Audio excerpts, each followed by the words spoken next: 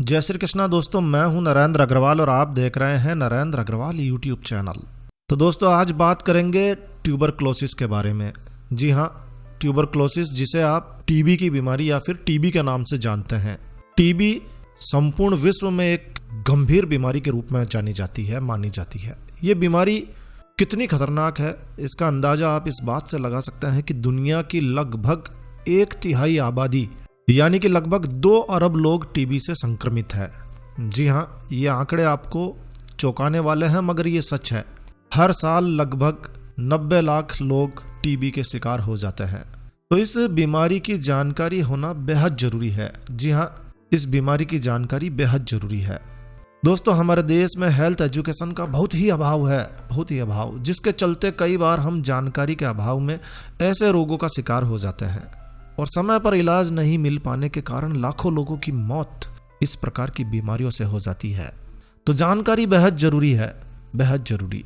तो आइए आज इस वीडियो में हम जानते हैं कि आखिर ये टीबी की बीमारी क्या है, कैसे होती है, क्या लक्षण है, क्या उपचार है और हम इससे कैसे बच सकते हैं।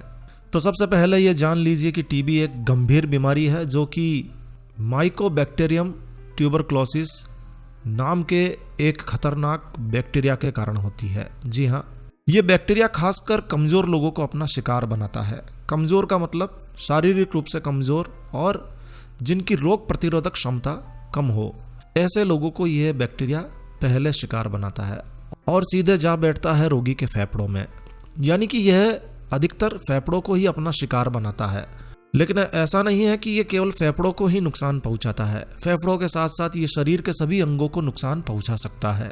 ये रोग ऐसा रोग है जो हवा के माध्यम से फैलता है। जी हाँ, जब कोई टीबी से ग्रसित व्यक्ति खांसता है या फिर छींकता है तो ऐसा व्यक्ति माइकोबैक्टीरियम को फैलने में उसकी मदद करता है, यानी कि टीबी के बैक्टीरिया को फैलने में उसकी मदद करता है, क्योंकि वो खांसते समय, छींकते समय अपने मुंह के आगे कोई कपड़ा नहीं लगाता है। और ऐसी स्थिति में खांसने वाला, छींकने वाला व्यक्ति यदि टीबी से ग्रसित है तो वो सामने वाले व्यक्ति को भी टीबी का रोगी बना देता है। तो ये बैक्टीरिया हवा के माध्यम से एक व्यक्ति से दूसरे व्यक्ति को अपना शिकार बना लेता है और जो व्यक्ति शिकार होता है उसे पता भी नहीं चलता है कि वो कब टीबी का शिकार हो चुका है। जी हाँ, यदि आपका इम्यून सिस्टम यानी कि रोग प्रतिरोधक क्षमता आपकी कमजोर है तो फिर टीबी का बैक्टीरिया आपको आसानी से अपनी चपेट में ले लेता है। और फिर ऐसी स्थिति में यदि लापरवाही की जाए, सही तरीके से इलाज ना लिया जाए तो फिर टीबी जानलेवा भी साबित हो सकती है। तो टीबी के बारे में जानकारी आपको टीबी होने से बचा सकती है। अच्छा, ये टीबी 2 तरह की होती है। पहली लेटेंट टीबी। इस टीबी के होने पर ट्यूबरक्लोसिस का बैक्टीरिया शरीर में तो चला जाता है लेकिन वो व्यक्ति को बीमार नहीं कर पाता है, क्योंकि यदि किसी व्यक्ति की रोग प्रतिरोधक क्षमता, प्रतिरक्षा प्रणाली अच्छी है तो वो टीबी के बैक्टीरिया को फैलने से रोक देती है और इस प्रकार टीबी से ग्रसित व्यक्ति में ये रोग फैलता नहीं है। कई बार तो व्यक्ति को पता ही नहीं चलता है कि वो टीबी से ग्रसित हो चुका है, क्योंकि टीबी के लक्षण भी नहीं आते हैं। तो ऐसे व्यक्ति संक्रामक नहीं होते हैं, बल्कि टीबी ग्रसित संक्रामक लोगों से वो संक्रमित हो जाते हैं। और ऐसे लोगों को हमेशा टीबी एक्टिव होने का खतरा बना रहता है, क्योंकि बैक्टीरिया तो शरीर में मौजूद है। जिस दिन आपकी इम्यूनिटी सिस्टम कमजोर हुआ, टीबी का बैक्टीरिया सक्रिय हो जाता है। तो पहली लेटेंट टीबी, जब टीबी का बैक्टीरिया शांत बैठा है आपके शरीर में। टीबी के दूसरे प्रकार की बात करें तो वो है एक्टिव टीबी। जी हाँ, जब आपकी प्रतिरक्षा प्रणाली टीबी के बैक्टीरिया के सामने अपने हथियार डाल देती है, हार मान लेती है, तब टीबी का बैक्टीरिया सक्रिय होकर आपके शरीर पर हावी होने लगता है। और जब टीबी के जीवाणु सक्रिय होते हैं तो ये शरीर में बड़ी तेजी से अपने आप को बढ़ाने लगते हैं, कई गुना कर लेते हैं, मल्टीप्लाई होने लगते हैं। और ऐसी स्थिति में इसे टीबी का रोग या फिर एक्टिव टीबी कहा जाता है। और फिर ऐसा व्यक्ति लगातार कमजोर होने लगता है और वास्तविक रूप से बीमार लगने लगता है। वैसे टीबी को फेफड़ों यानी कि लंग्स से ही जोड़कर देखा जाता है, लेकिन ऐसा नहीं है कि टीबी का रोग केवल लंग्स को यानी फेफड़ों को ही खराब करता है। टीबी रोग शरीर के अन्य हिस्सों को भी प्रभावित कर सकता है। टीबी की वजह से रीढ़ की हड्डी में टीबी हो सकती है, पेट का टीबी हो सकता है और हड्डियों का, बोन का टीबी भी हो सकता है। ये काफ़ी खतरनाक स्थिति हो सकती है यदि आप समय पर इलाज ना लें। चलिए, इस रोग के क्या क्या कारण हो सकते हैं, यानी किसी व्यक्ति को यह रोग किन किन कारणों से, किन किन तरीकों से हो सकता है, इसे जानना बेहद जरूरी है। तो चलिए जान लेते हैं। सबसे पहला कारण माइकोबैक्टीरियम ट्यूबरक्लोसिस MTB बैक्टीरिया के कारण ऐसा होता है। जैसा कि पहले आपको बताया जा चुका है, टीबी एक संक्रामक रोग है और इसीलिए यह हवा के माध्यम से फैल सकता है। यदि कोई स्वस्थ व्यक्ति टीबी ग्रसित व्यक्ति का संक्रमित रुमाल या फिर तौलिया इस्तेमाल करता है तब भी वो इस रोग को ग्रहण कर सकता है।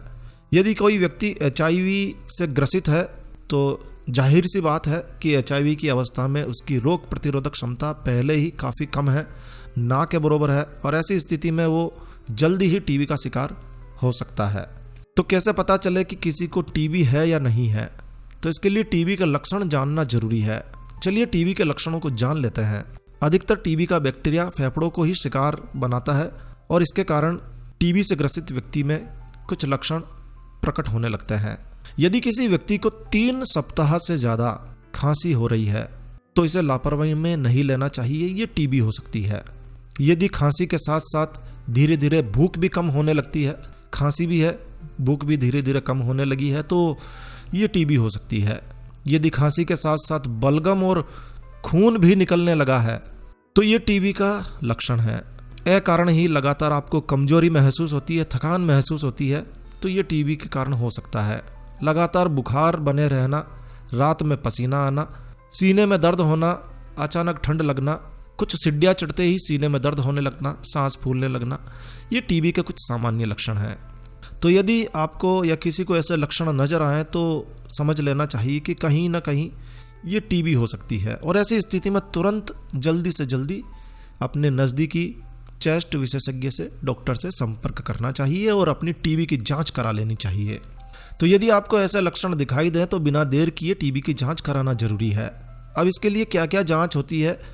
इसके लिए टीबी स्किन और ब्लड टेस्ट किए जाते हैं। इससे यह पता चल जाता है कि व्यक्ति टीबी से ग्रसित है या नहीं है, लेकिन ये पता नहीं चलता है कि लेटेंट टीबी है या फिर एक्टिव टीबी है। तो इसके लिए कुछ जांचें और करा सकता है डॉक्टर आपका। चेस्ट एक्सरे, सीने का एक्सरे, थूक का नमूना लेकर भी जांच की जाती है, और इन जांचों से ये स्पष्ट हो जाता है कि आपको यानी कि व्यक्ति को लेटेंट टीबी है या फिर एक्टिव टीबी है। और इसके बाद में आपकी बीमारी की गंभीरता के आधार पर डॉक्टर आपको दवा देता है। दोस्तों, एक समय था जब टीबी लाइलाज बीमारी हुआ करती थी, मगर अब आज टीबी की बीमारी का इलाज संभव है। जी हाँ, टीबी का रोग अब ठीक किया जा सकता है, और इसके लिए आपको 6 से 9 महीनों तक कई दवाओं का सेवन करना होता है। आपका डॉक्टर आपको आइसोनियाजिड, रिफाम्पिन, इथाम्बुटोल, पायराजिनमाइड जैसी दवाएं आपकी रोग की स्थिति के अनुसार देता है। ये सारी दवाएं सरकारी हॉस्पिटल में, सरकारी चिकित्सालय में, गवर्नमेंट हॉस्पिटल्स में, टीबी हॉस्पिटल्स में निःशुल्क मिलती है, फ्री मिलती है। लेकिन कभी भी आपको बिना चिकित्सक की सलाह के इस प्रकार की दवा का सेवन नहीं करना चाहिए। और दोस्तों, दवा का सही सेवन समय पर नियमित रूप से कोर्स पूरा होने तक जरूर से सेवन करना चाहिए। किसी भी कारण से दवा का सेवन बीच में नहीं छोड़ना चाहिए, अन्यथा आप अपने जीवन के साथ खिलवाड़ ही कर रहे होते हैं। अच्छा, आपको एक बात और बता दें कि ट्यूबरक्लोसिस के इलाज के लिए जरूरी है कि आप दवा के साथ साथ पोषक तत्वों से भरपूर आहार का सेवन भी नियमित रूप से करें, क्योंकि क्षय रोग में, टीबी के रोग में आपका खान पान अहम भूमिका निभाता है। जी हाँ, टीबी रोग में, क्षय रोग में आहार का सेवन करते समय ये ध्यान रखना होगा कि डाइट में आप भरपूर रूप से कैलोरी लें, प्रोटीन लें, वसा लें, कार्बोहाइड्रेट लें, विटामिन ए, डी और ई आपके भोजन में जरूर से आप शामिल करें। खासकर विटामिन सी, जो कि आपकी इम्यूनिटी को बढ़ाता है। विटामिन सी के लिए आप रोजाना 2 संतरे प्रति सप्ताह सेवन जरूर करें।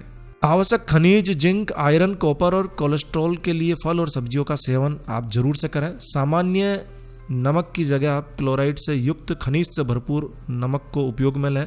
कार्बोहाइड्रेट और पशुओं से मिलने वाले प्रोटीन को कम कर दें, और स्वास्थ्य से भरपूर भोजन आप नियमित रूप से लें। चलिए अब आपको बता देते हैं कि आप इस रोग से कैसे बच सकते हैं। टीबी रोग को बढ़ने और फैलने से रोकना ही इसका सबसे बड़ा इलाज है, क्योंकि यह एक संक्रामक रोग है। तो इसे फैलने से रोकने के लिए ज़रूरी है कि रोगी का इलाज समय पर हो जाए, नहीं तो ऐसा रोगी कई लोगों को टीबी का रोगी बना सकता है। तो टीबी से बचने के लिए आप कुछ चीज़ों का विशेष रूप से ध्यान रखें। छींकते समय, खांसते समय हमेशा अपने मुंह को कपड़े या फिर टिश्यू पेपर से ढक कर रखें। यदि आप धूम्रपान करते हैं तो धूम्रपान करने से बचें और धूम्रपान करने वाले लोगों के पास में भी ना खड़े रहें या बैठें। शराब का सेवन करते हैं तो तुरंत छोड़ दें। अपना तौलिया और अन्य सामान किसी के साथ में भी शेयर ना करें। छींकते समय, खांसते समय, भोजन करने के बाद और पहले अपने हाथों को साबुन से जरूर धोएं। और यदि आपको पता है कि कोई व्यक्ति टीबी से प्रभावित है तो ऐसे लोगों के घर ना जाएं। अगर आप टीबी के शिकार हो चुके हैं तो भाई आपसे हाथ जोड़कर विनती है, टीबी को फैलने से रोकने के लिए मदद करें। तो इसके लिए आपको क्या करना है ये भी जान लीजिए। यदि आप टीबी के रोग के शिकार हो चुके हैं तो टीबी के ठीक होने तक आपसे हाथ जोड़कर विनती है, आप अन्य लोगों से बार बार मिलने से बचें। भीड़ वाले स्थानों पर, सार्वजनिक जगहों पर जाने से बचें। ठीक होने के बाद जाएं, लेकिन दवा चल रही है, ठीक होने तक कोशिश करें कि कम से कम जाएं। कमरे की खिड़कियों को खुला रखें ताकि ताज़ा हवा का संचार हो और आप ताज़ा हवा ले सकें। सार्वजनिक परिवहन और गाड़ियों के सफ़र से भी आप बचें और समय पर इलाज लें ताकि आप पूरी तरह से ठीक हो जाएं, स्वस्थ होकर एक अच्छा जीवन जी सकें और दूसरों को भी संक्रमित होने से बचा सकें। तो दोस्तों, टीबी एक ऐसी बीमारी है जिससे हर साल लाखों की संख्या में लोग अपना जीवन खो देते हैं, कुछ लापरवाही की वजह से, कुछ जानकारी के अभाव में। तो ये जानकारी आपको कैसी लगी कमेंट करके हमें ज़रूर बताएं। और दोस्तों, यह वीडियो, यह जानकारी यदि आपको वास्तव में अच्छी लगी हो, यूज़फुल लगी हो तो कृपया लाइक के बटन पर जरूर क्लिक कीजिए।